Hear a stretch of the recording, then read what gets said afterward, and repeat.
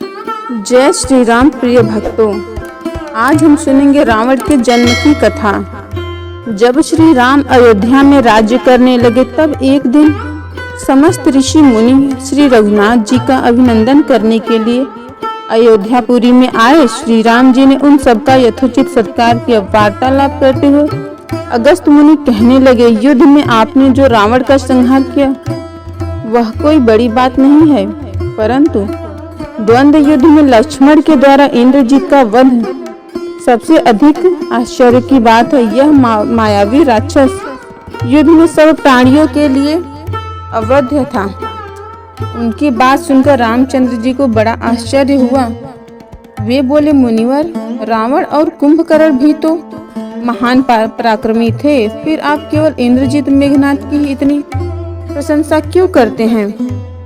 महोदर, प्रहस्त, विरूपाक्ष भी कमवीर न थे? इस पर अगस्त्य मुनि बोले, इस प्रश्न का उत्तर देने से पहले मैं तुम्हें रावण के जन्म, वर प्राप्ति आदि का विवरण सुनाता हूँ। ब्रह्मा जी के पुलत्स्य नामक पुत्र थे जो उन्हीं के समान तेजस्वी और गुणवान थे। एक बार वे महागिरी पर तपस्या करने गए। वहाँ स्थान अत्यंत रमणीक था, इसलिए ऋषियों, नागों और राजर्षियों आदि की कन्याएं वहां क्रीड़ा करने आती जाती थीं। इससे उनकी तपस्या में विघ्न पड़ता था। उन्होंने उन्हें वहां आने से मना किया। जब वे नहीं मानी तो उन्होंने शाप दे दिया कि कल से जो लड़की यहाँ मुझे दिखाई देगी वह गर्भवती हो जाएगी। शेष सब कन्याओं ने तो वहां आना बंद कर दिया, परंतु राजर्षि तृणबिंदु की कन्या साप की बात से अनजान होने के कारण उस आश्रम में आ गई और महर्षि दृष्टि पड़ते ही वह गर्भवती हो गई।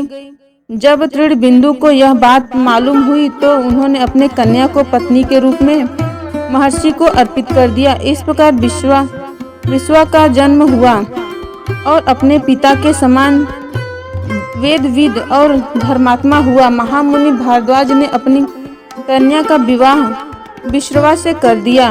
उनके वैष्णव नामक पुत्र हुआ, वह भी धर्मात्मा और विद्वान था। उसने भारी तपस्या करके ब्रह्मा जी को प्रसन्न किया और यम, इंद्र तथा वरुण के सदृश लोकपाल का पद पाया।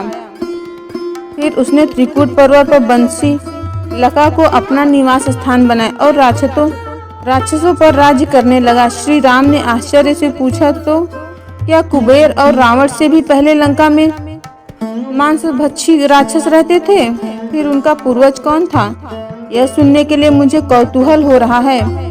तब अगस्त्य जी बोले, पूर्व काल में ब्रह्मा जी के अनेक जल जंतु बनाए और समुद्र के जल की रक्षा करने के लिए कहा। तब उन जंतुओं में से कुछ बोले कि हम इसका रक्षा करेंगे और कुछ ने कहा कि हम इसका यक्षण पूजा करेंगे।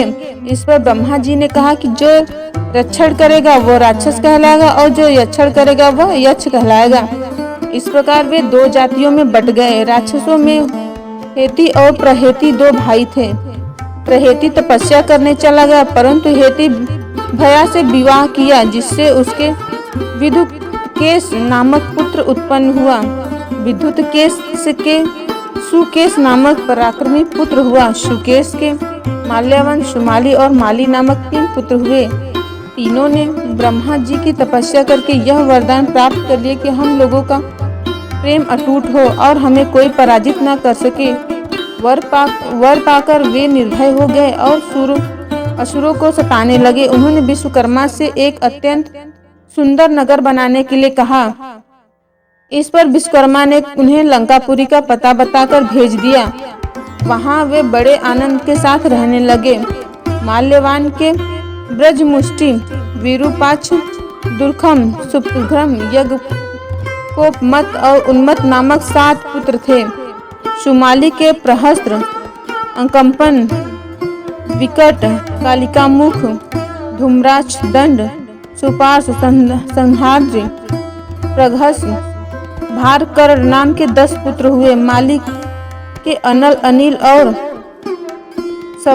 संपाति नामक 4 पुत्र हुए। ये सब बलवान और दृष्टि प्रकृति होने के कारण ऋषि मुनियों को कष्ट दिया करते थे। उनके कष्टों से दुखी होकर ऋषि मुनिगण जब भगवान विष्णु की शरण में गए तो उन्होंने आश्वासन दिया कि हे ऋषियों, इन दुष्टों का स्वयं ही नाश करूंगा। जब राक्षसों को विष्णु के इस आश्वासन की सूचना मिली तो वे सब मंत्रणा करके संगठित हो माली के सेनापति के इंद्रलोक पर आक्रमण करने के लिए चल पड़े। समाचार पाकर भगवान विष्णु ने अपने अस्त्र शस्त्र संभाले और राक्षसों का संहार करने लगे। सेनापति माली सहित बहुत से राक्षस मारे गए और शेष लंका की ओर भाग गए। जब भागते हुए राक्षसों का भी नारायण संहार करने लगे तब माल्यवान क्रुद्ध होकर युद्ध भूमि में लौट पड़ा। भगवान विष्णु के हाथों अंत में वह भी काल का ग्रास बना। शेष बचे हुए राक्षस सुमाली के नेतृत्व में लंका को त्याग कर पाताल में जा बसे और लंका पर कुबेर का राज्य स्थापित हुआ। अब मैं तुम्हें रावण के जन्म की कथा सुनाता हूँ। राक्षसों के विनाश से दुखी होकर सुमाली ने अपनी पुत्री कैकसी से कहा कि पुत्री, राक्षस वंश के कल्याण के लिए मैं चाहता हूँ कि तुम परम पराक्रमी महर्षि विश्रवा के पास जाकर उनसे पुत्र प्राप्त करो। वही पुत्र हम राक्षसों की देवताओं का रक्षा कर सकता है। अगस्त्य मुनि ने कहना जारी रखा। पिता की आज्ञा पाकर कैकसी विश्रवा के पास गई। उस समय भयंकर आंधी चल रही थी। आकाश में मेघ गरज रहे थे। कैकसी का अभिप्राय जानकर विश्रवा ने कहा कि भद्रे, तुम इस कुबेला में आई हो, मैं तुम्हारी इच्छा तो पूरी कर दूंगा, परंतु इससे तुम्हारी संतान दुष्ट स्वभाव वाली और क्रूर कर्मा होगी। मुनि की बात सुनकर कैकसी उनके चरणों में गिर पड़ी और बोली कि भगवान, आप ब्रह्मावादी महात्मा हैं। आपसे मैं ऐसी दुराचारी संतान पाने की आशा नहीं करती, अतः आप मुझ पर कृपा करें। कैकसी के वचन सुनकर मुनि विश्रवा ने कहा कि अच्छा, तो तुम्हारा सबसे छोटा पुत्र सदाचारी और धर्मात्मा होगा। इस प्रकार कैकसी के 10 मुख वाले पुत्र का जन्म हुआ, जिसका नाम दशग्रीव रखा गया। उसके पश्चात कुंभकर्ण, सुपर्खा और विभीषण के जन्म हुए। दशग्रीव और कुंभकर्ण अत्यंत दुष्ट थे, किंतु विभीषण धर्मात्मा प्रकृति का था। अपने भाई के वैष्णव से भी अधिक पराक्रमी और शक्तिशाली बनने के लिए दशग्रीव ने अपने भाइयों सहित ब्रह्मा जी की तपस्या की। ब्रह्मा के प्रसन्न होने पर दशग्रीव ने मांगा कि मैं गरुड़, नाग, यक्ष, दैत्य, दानव, राक्षस तथा देवताओं के लिए अवध्य हो जाऊं। ब्रह्मा जी ने तथास्तु कहकर इसकी इच्छा पूरी कर दी। विभीषण ने धर्म में अविचलित मति का और कुंभकर्ण ने वर्षों तक सोते रहने का वरदान पाया। फिर दशग्रीव ने लंका के राजा कुबेर को विवश किया कि वह लंका छोड़कर अपना राज्य उसे सौंप दे।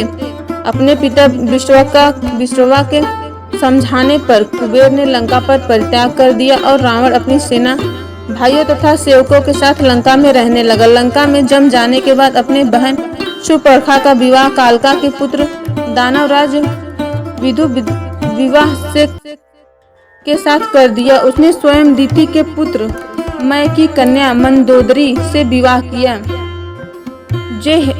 जो हेमा नामक अप्सरा के गर्भ से उत्पन्न हुई थी।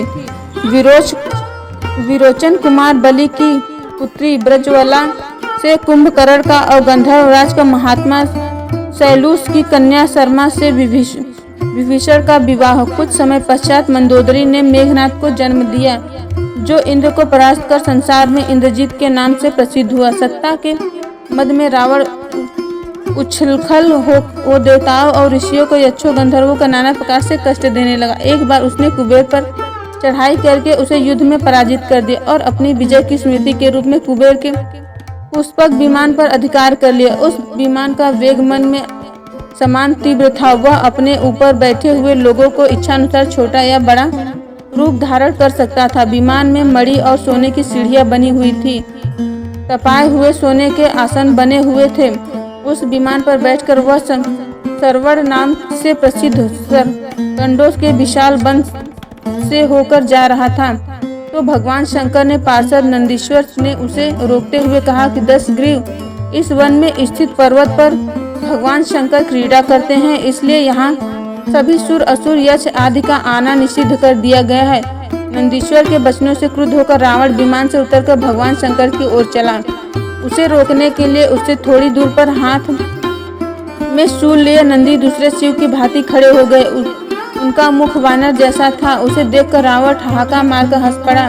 इससे कुपति हो नंदी बोले कि दशानन, तुमने मेरे वानर रूप की अवहेलना की है, इसलिए तुम्हारे कुल का नाश करने के लिए मेरे ही समान पराक्रमी रूप और तेज से संपन्न वानर उत्पन्न होंगे। रावण ने इस और तनिक भी ध्यान नहीं दिया और बोला, जिस पर्वत ने मेरे विमान की यात्रा की बाधा डाली है, आज मैं उसी पर्वत को उखाड़ फेंकूंगा। यह कहकर उसने पर्वत के निचले भाग में हाथ डालकर उसे उठाने का प्रयत्न किया। जब पर्वत हिलाने लगा तो भगवान शंकर ने उस पर्वत को अपने पैर के अंगूठे से दबा दिया। इससे रावण का हाथ बुरी तरह से दब गया और वह पीड़ा से चिल्लाने लगा। तब वह किसी प्रकार से हाथ न निकाल सका तो रोते रोते भगवान शंकर की स्तुति और क्षमा प्रार्थना करने लगा। इस पर भगवान शंकर ने उसे क्षमा कर दिया और उसके प्रार्थना करने पर उसे एक चंद्रहास नामक खड्ग भी दिया।